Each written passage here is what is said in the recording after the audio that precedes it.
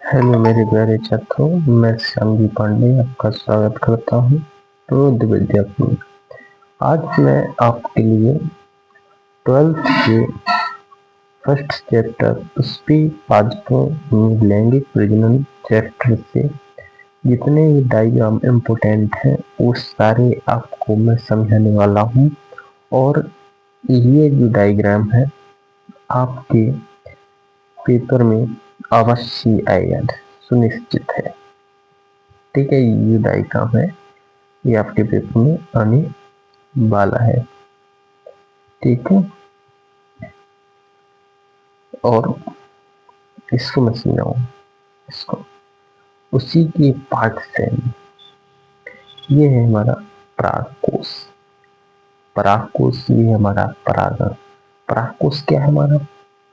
परागकोश वो है जो अंतःस्थायी होती है, दूसरी परत जो जिसमें होती है वो फटता है, जब परागकोश ही फटता है उसमें। ठीक है, ठीक है, ये है तंत्र डंठल, इसे सहारा पहुंचाने के लिए। ठीक है, डंठल है ये। ठीक है, और हम इस पे बात करेंगे।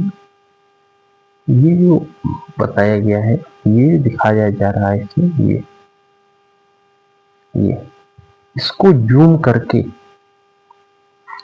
ये दिखाया गया है। ठीक है, इसमें हम मध्य परत क्या है इसकी? मध्य परत है, मध्य परत ये होती है तीसरी परत। तीसरी परत के बाद ये नष्ट हो जाती है। तीसरी परत बनी, उसके बाद नष्ट हो जाती है। उसके बाद हम बात करेंगे टेपिटैम। टेपिटैम जो होती है ये सबसे भीतरी परत होती है। ठीक है, ये सबसे भीतरी परत होती है। इसमें बड़े बड़े नाभिक होते हैं, आप देख पा रहे होंगे, ये बड़े बड़े नाभिक होते हैं। बड़े बड़े नाभिक वाली कोशिका दिखाई पड़ती है हम लोगों को। ठीक है, और ये हमारा है परागकण। ठीक, ये हमारे क्या है, ये भिन्न भिन्न छोटे छोटे दिख रहे हैं, ये क्या हमारे परागकण है। नेक्स्ट पर चलेंगे।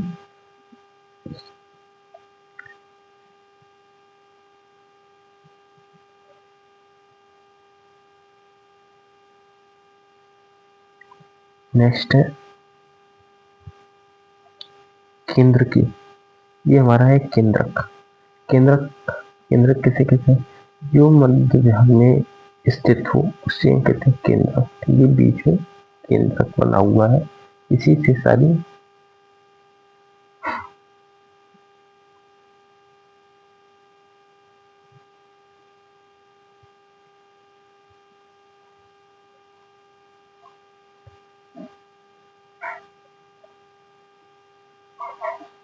इसकी बात करेंगे। भ्रूणपोष आपको मैंने बताया था, भ्रूणपोष क्या होता है इसकी हम बात करेंगे। भ्रूणपोष है, ये आप देख रहे हैं ध्रुवी केंद्रक। देख रहे हैं ध्रुवी केंद्रक, केंद्रक कोशिका, ये दो होते हैं। ये दो आप संरचनाएं देख पा रहे होंगे, ये दो होते हैं। एक तो होता है हमारा ध्रुवी केंद्र, एक होता है हमारा कोशिकी केंद्र। इनका क्या काम होता है? ठीक है, ये देख रहे हैं किसकी भांति है? किसकी भांति है? उल्लू सा नहीं दिख रहा आपको? उल्लू सा। ठीक है, उसके बाद है तंतु रूप समुच्चय। ये आप देख पा रहे होंगे, ये यहाँ आपको घास सी दिख रही होगी, ये हमारे क्या है? तंतु रूप समुच्चय।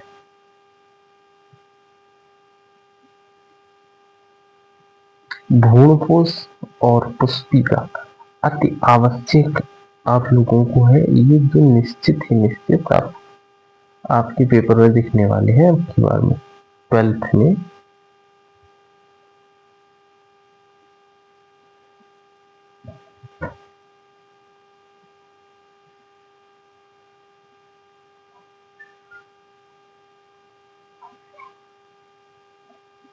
ये हमारी क्या है, पराग नली, मेन चढ़ गई होती है पराग नली। उसके बाद क्या है, तो विकेंद्रक, अंडाशय कोशिका, सहायक कोशिका।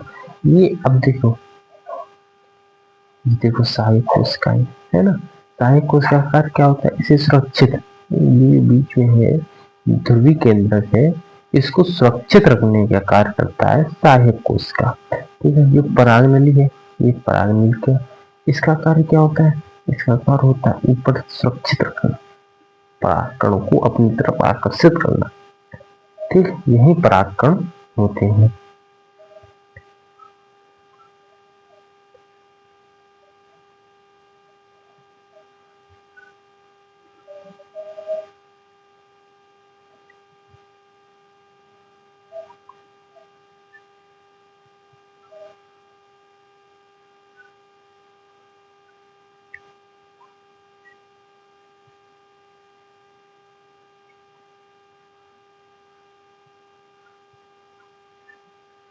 स्ट्रॉबेरी, ठीक है, मैं वही चीज आपको डायग्राम में बता रहा हूँ, जो आपके पेपर में जो डायग्राम आएगा उसे आपको बताना है। ठीक है, स्टार्च,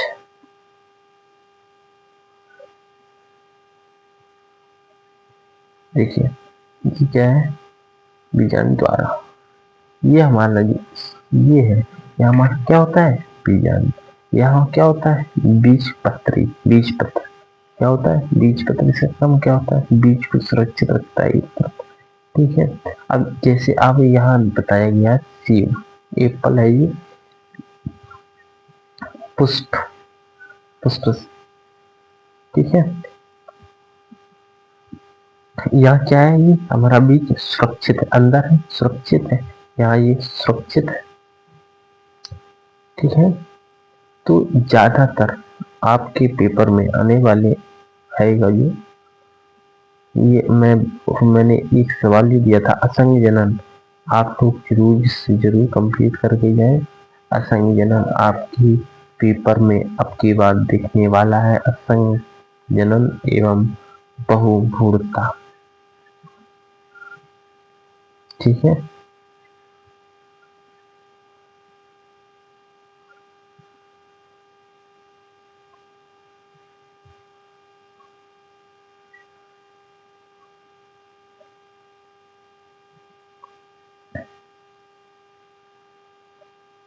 आप के बोर्ड एग्जाम में आप इससे आप बहुत ही गहनता से देखें।